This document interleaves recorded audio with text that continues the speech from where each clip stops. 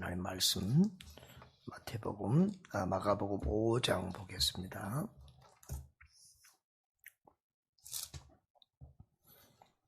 마가복음 5장 1절에서 20절까지 마가복음 5장 1절에서 20절 좀 빠른 속도로 읽습니다. 예수께서 바다 건너편 거라사인의 지방에 이르러 배에서 나오심에 곧 더러운 귀신 들린 사람이 무덤 사이에서 나와 예수를 만나니라. 그 사람은 무덤 사이에 거처하는데 이제는 아무도 그를 쇠사슬로도 맬 수 없게 되었으니 이는 여러 번 고랑과 쇠사슬에 매였어도 쇠사슬을 끊고 고랑을 깨뜨렸음이로라. 그리하여 아무도 그를 제어할 힘이 없는지라. 밤낮 무덤 사이에서나 산에서나 늘 소리 지르며 돌로 자기의 몸을 해치고 있었더라. 그가 멀리서 예수를 보고 달려와 절하며 큰 소리로 부르짖어 이르되 지극히 높으신 하나님의 아들 예수여, 나와 당신이 무슨 상관이 있나이까? 원하건대 하나님 앞에 맹세하고 나를 괴롭히지 마옵소서 하니, 이는 예수께서 이미 그에게 이르시기를 더러운 귀신아 그 사람에게서 나오라 하셨습니다. 이에 물으시되 내 이름이 무엇이냐? 이르시되 내 이름은 군대니 우리가 많음이니이다 하고 자기를 그 지방에서 내보내지 마시기를 간구하더니 마침 거기 돼지의 큰 떼가 산 곁에서 먹고 있는지라.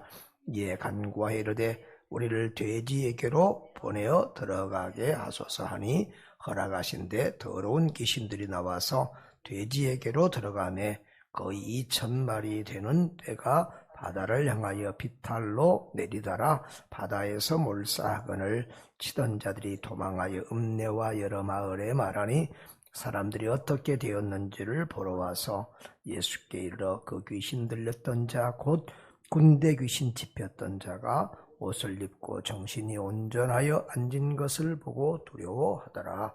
위에 귀신 들렸던 자가 당한 것과 돼지의 일을 본 자들이 그들에게 알림해 그들이 예수께 그 지방에서 떠나시기를 간구하더라. 예수께서 배에 오르실 때에 귀신 들렸던 사람이 함께 있기를 간구하였으나 허락하지 아니하시고 그에게 이르시되 집으로 돌아가 주께서 너에게 어떻게 큰 일을 행하사 너를 불쌍히 여기신 것을 내 가족에게 알리라 하시니, 그가 가서 예수께서 자기에게 어떻게 큰 일을 행하셨는지를 데가볼리에 전파하니 모든 사람이 놀랍게 여기더라. 아멘.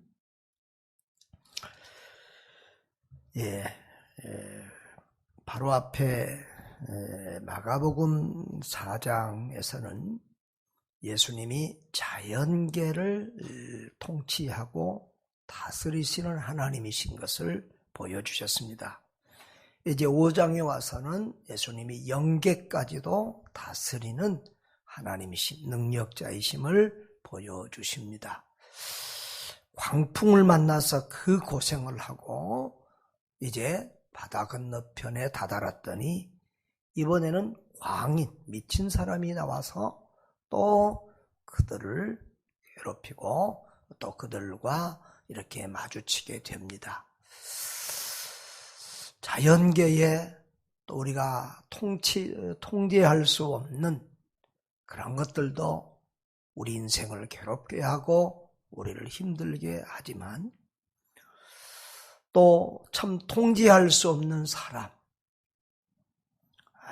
정말 변하지 않는 사람, 우리의 능력으로 어떻게 할 수 없는 사람을 고치고 변화시키는 일도 자연계를 변화시키는 건 못지않게 어렵습니다.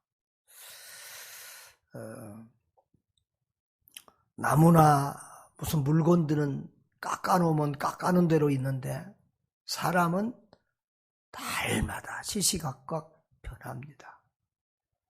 이제는 좀 믿음 위에 섰는가 하면 또 낙심하고 또 세상으로 끌려가는 성도들을 보기도 하고,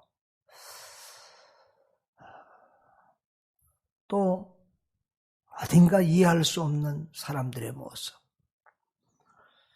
그런데 우리는 다 남들이 뭔가 문제가 있다고 생각하지만 또 사실 알고 보면 내 자신도 똑같은 이 세상에 완전한 사람은 없는 것을 보게 됩니다. 치유 공부를 이렇게 다녀보면은요, 우리 성도들을 보면 치유받아야 할 사람들이 참 많은데요, 알고 보면 너나 할 것 없이 다 우리 치유받아야 될 참 이상한 사람들이에요. 그런데 우리가 늘 나는 모르고 남에게만 문제가 있다고 생각해서 그러는 것이지, 우리 모두는 하나님 앞에서 어느 정도 이 광인과 같이, 미친 사람과 같이 정말 아무도 다스릴 수 없는 나만의 그런 고집과 또 기질과 또 어딘가에 빠져있고 미쳐있는 그런 모습들을 보게 됩니다. 자, 예수님이 건너편 거라사인의 지방에 이르렀다 그랬습니다. 이 거라사 지방은 갈릴리의 동남편에 있는 곳인데요. 거기는 데가볼리 지역에 있는 작은 마을인데, 그쪽은 이방인들이 많이 사는 요단 동편 쪽입니다. 그러니까 예수님이 그곳에도 한 복음 세범 한 2번 정도 가서 복음을 전하는 것으로 알고 있는데요. 지금 우리 시대처럼 어디 국경이 있어서 뭐 군인이 지키거나 좀 이런 시대가 아니기 때문에 예수님이 그 주변에 레바논 지역을 가기도 하고 시돈 이런 지역을 가기도 하고 또 이렇게 요단 지역에 가서도 넘나들면서 복음을 전하는 것도 볼 수 있습니다. 거기는 이제 이방인들이 많기 때문에 돼지도 기르고 하는데, 유대인들은 돼지를 혐오하고 기르도 않고 먹지도 않은데 이곳은 돼지도 치고 있는 그런 지역인 것을 볼 수 있고요. 그런데 거기서 귀신 들린 사람을 만나는데 집에서 나와서 무덤 사이에서 살고 있습니다. 그리고 아무도 그를 쇠사슬로도 맬 수 없을 정도로 힘이 있는데요. 고랑과 쇠사슬에 매였어도 그 쇠사슬을 끊고 고랑을 깨뜨렸습니다. 그리하여 아무도 그를 제어할 힘이 없었다 그랬습니다. 귀신 들린 사람을 보신 적 있습니까? 이 귀신 들린 사람들을 만나서 이렇게 치료하다 보면 이 사람들이 얼마나 힘이 센지 옆에서 둘이 붙들어도 탁 한 번 하면 둘이 똥똥 맞아 빠집니다. 정말 그래서 어떨 때는 그 귀신 들린 사람을 붙들고 밤새도록 씨름하고 기도한 적도 있고 그러는데요.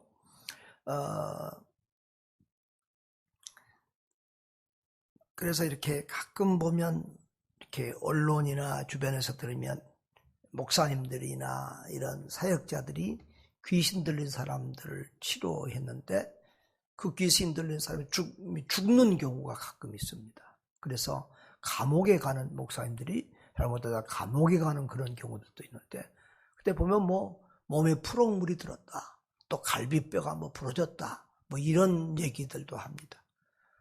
뭐 세상 막 사람들이 뭐 굿하듯이 그렇게 해서 된 게 아니고요.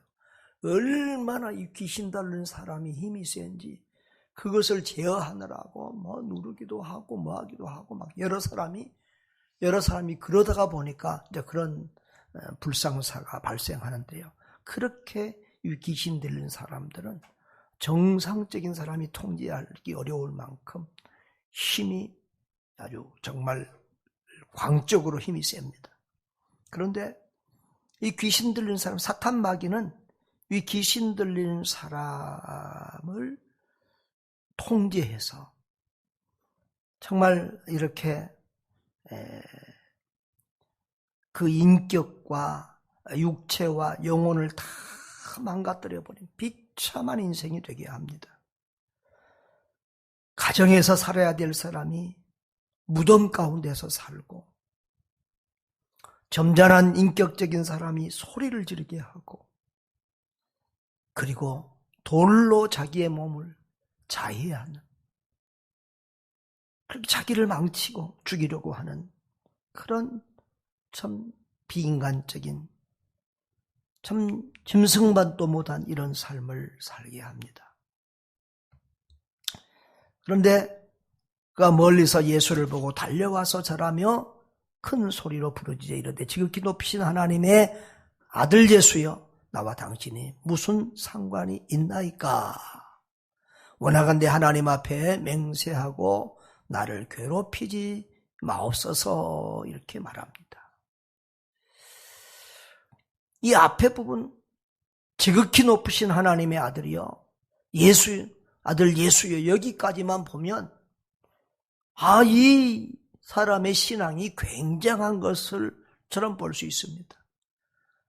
우리가 마태 복음에서 16장에 보면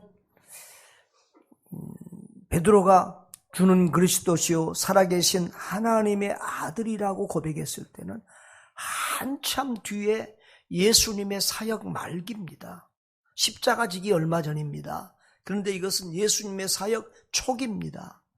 그런데 제자들도 지금 예수님이 하나님의 아들인 줄을 잘 모르고 고백도 못하고 있는 상태에서 귀신 들린 사람이 귀신같이 알아보고 하나님의 아들 예수라고 이렇게 고백합니다. 야고보서는 이것을 인용해서 예수님을 지식적으로 안다고 해서 그것이 참 믿음인 줄 아냐? 귀신도 알고 무서워 떤다. 진짜 믿음은 그 입으로만 말하고 떠드는 믿음이 아니라 행함으로 인격적으로 바르게 나타나는, 열매로 나타나는 믿음이다. 이렇게 행함을 강조할 때 이 장면을 인용하고 있는 것을 볼 수 있습니다. 그렇습니다. 참된 신앙은 전인적인 신앙이죠. 귀신은 지금 영계를 알고 이렇게 예수님을 알지만 그에게 인격적인 믿음은 없는 것이지요. 그러면서 나를 괴롭게 하지 마옵소서 이렇게 말합니다. 여러분, 하나님이 나를 괴롭게 한다, 이런 생각을 하는 사람이 가끔 있습니다. 그런데 하나님이 나를 괴롭게 한다, 이것은 하나님에 대해서 잘못 알고 예수님에 대해서 잘못 알고 있는 것이긴 하지만 그것은 예수님과 자기가 반대편에 서 있다는 겁니다. 예수님과 대적하는 자리에, 하나님과 대적하는 반대 자리에, 죄악의 자리에 있기 때문에 하나님이 나를 괴롭힌다. 참 하나님이 불편하다. 예수님이 불편하다. 이런 생각이 드는 것입니다. 주님 편에 있으면, 주님 안에 있으면 주님이 불편하지 않아요. 무섭지 않아요. 괴롭지 않아요. 아담과 하와가 주의 말씀에 순종해서 하나님 안에 있을 때는 하나님과 날마다 동산에 그리시는 하나님과 만나고 대하고 교제하고 친구처럼 살았다고요. 그런데 사단 마귀에게 속아서 죄를 짓고 나니까 하나님이 두려워서 숨게 되는 것입니다. 하나님이 뭔가 불편하고 하나님이 이 나의 모습을 알고 보는 것이 불편하고 괴로울 때는 하나님 편에 문제가 있는 것이 아니라 나에게 문제가 있음을 알고 주께로 돌이켜야 될 줄 믿습니다. 예수님이 그 귀신에게 더러운 귀신아 그 사람에게서 나오라 그러면서 내 이름이 무엇이냐고 물으니까 군대라고 말합니다. 원래 헬라어로는 레기온이라고 말하는데 이것은 로마의 군대에서는 한 6,000명 정도 되는 그런 숫자의 군인들입니다. 그렇게 여기서 귀신이 몇 마리가 있으냐 이걸 따지는 게 중요한 것이 아니라 그렇게 많은 귀신이 이 사람을 사로잡고 있었다는 것입니다. 그런데 그 귀신이 자기를 그 지방에서 내보내지 말라고 합니다. 아마 그 집안이 그 하나님을 믿지 않는, 예수님을 믿지 않는 그 이방 땅, 그 지방이 자기가 살기에, 거하기에 좋았던 것 같습니다. 그러면서 마침 돼지떼가 있는데 우리를 돼지에게로 보내어 들어가게 해달라고 그러니까 예수님이 허락하시고, 그리고 더러운 귀신들이 가서 돼지 속에 들어가 2,000마리 떼가 되는 돼지들이 비탈로 내리달라서 그 바다의 호수에 빠져서 몰사했다 그랬습니다. 저는 늘 이 사건을 보면서 왜 예수님이 그 돼지떼에게 들어가도록 허락을 했을까? 그래서 그 돼지떼가 죽는 이런 피해를 당하겠을까? 이런 생각을 참 해봅니다. 저만 그러겠습니까? 다들 마찬가지겠죠. 그런데 우리가 이 귀신이라고 하는, 사단이라고 하는 존재는 하나님과의 관계 속에서 참 특별한 그런 신학적인 관계가 있습니다. 하나님의 대적자기도 하지만 하나님이 이 귀신 사탄을 주님 재림하실 때까지 놓아두고 계십니다. 욥기서에 보면은 이 사탄도 사탄도 하나님이 부르시는 종이다 이렇게 표현되어 있고, 그래서 욥을 시험하고 하는 모든 것을 하나님의 허락을 받아서 하고 있는 것까지도 보게 됩니다. 그래서 하나님의 역사에서 하나님이 능력이 없어서 귀신을 두고 있는 것이 아니라 하나님의 구속사역에서 또 이 귀신의 역할도 또 사단도 이렇게 필요하기 때문에 두고 있는 것이다. 하나님과 같은 절대 주권과 신비한 하나님의 경륜 속에서 이렇게 모든 것이 우리 인류의 역사도 아직 끝을 안 내고 이렇게 두고 있는 것처럼 사단도 아직 끝을 안 내고 이렇게 두고 있습니다. 어떤 이들은 그렇게 말합니다.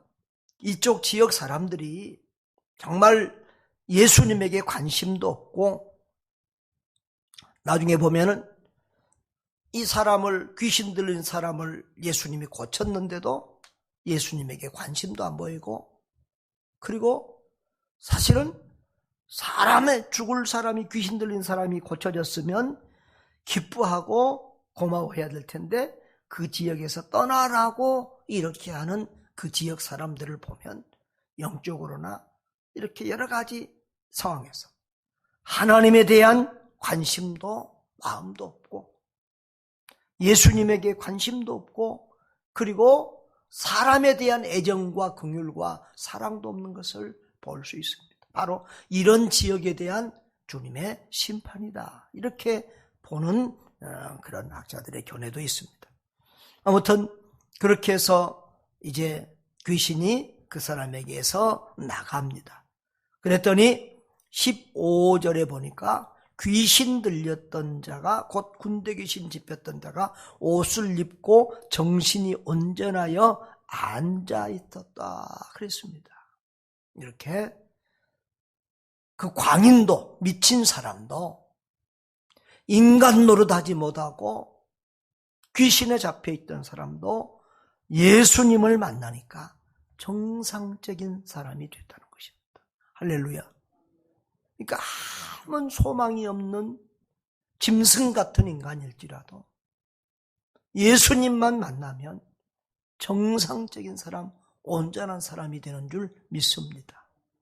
그래서 보면 살인자들도, 흉악한 자들도, 귀신 들린 자들도 예수님을 만나면 정말 완전히 새로운 사람으로 변하고, 사람 구실 바로 하고, 가장으로서 남편 구실, 아버지 부모 구실 바로 하면서 정상적인 삶을 살게 되는 것을 볼 수 있습니다. 그래서 이제 이 사람이 자기도 예수님을 따르겠다고 18절에 보면 그렇게 말합니다. 예수님께서 이제 그 지역 사람들이 그 지방에서 떠나달라고 그러니까 예수님이 이제 배를 타고 다시 건너가려고 올라가는데 이 귀신 들린 사람이 자기도 따라가겠다는 거예요. 그런데 예수님이 허락하지 아니하시고 그 얘기를 했을 때 집으로 돌아가 주께서 내게 어떻게 큰 일을 행하사 너를 불쌍히 여기신 것을 내 가족에게 알리라 하시니 그랬습니다. 그렇습니다. 우리 모두에게는 사명이 있는데 첫째로는 가족 구원의 사명이 있습니다. 먼저 이 집을 나온 이 사람, 가족을 떠나서 사람 구실 못하고 있는 이 사람은 집으로 돌아가서 정상적인 아들 노릇을 하고 아버지 노릇을 하고 부모 노릇을 하고 자기 가족 구원을 먼저 이루어야 될 사명이 있는 것입니다. 또 예수 믿는다고 해서 모든 사람이 제자가 되고 모든 사람이 목사가 될 수는 없습니다. 다 자기들의 사명의 터전이 있는 줄 압니다. 그래서 집으로 돌아가서 이렇게 먼저 자기 가족에게 복음을 전하고 또 그 데가볼리 지역에 예수님이 떠나간 그 데가볼리 이방 지역에 예수님을 알리는 그 지역 선교사로서의 선교 사명을 감당하도록 하십니다. 그렇습니다. 우리 모두는 예수 그리스도를 만났습니다. 자기 사명의 터전이 다 있습니다. 가는 선교사가 있으면 보내는 선교사도 있고 또 우리 모두가 우리 가정, 또 우리 직장, 우리 이웃에게 복음을 전해야 될 사명도 있습니다. 우리 모두 예수님을 만나고 예수님 안에서 새로운 사람으로 온전한 사람으로 변화되고 주어진 사명의 현장에서 예수 그리스도를 내가 만난 예수 그리스도 나를 온전케 해주신 예수 그리스도를 자랑하고 증거하고 나누는 이 사명들 잘 감당할 수 있기를 주님의 이름으로 축복합니다. 존귀하신 주님, 예수님을 만나기 전에는 우리는 다 사람 구실을 하지 못하던 사람들이었습니다. 나그네 인생인지 모르고 살았습니다. 내 집이 어디인지도 모르고 내가 돌아가야 될 고향이 본향이 어딘지도 모르고 살았습니다. 광인처럼 살았습니다. 세상에 미쳤습니다. 돈에 미쳤습니다. 공부에 미치고 세상 일들에 미쳐서 살았습니다. 예수님을 만났습니다. 주님이 우리를 새롭게 해주셨습니다. 주님, 이제 내가 만난 주님을 자랑하고 증거하며 주께 영광 돌리는 사명의 삶을 살게 하여 주시옵소서. 주님 자랑하며 살게 해주옵소서. 예수님 이름으로 기도합니다.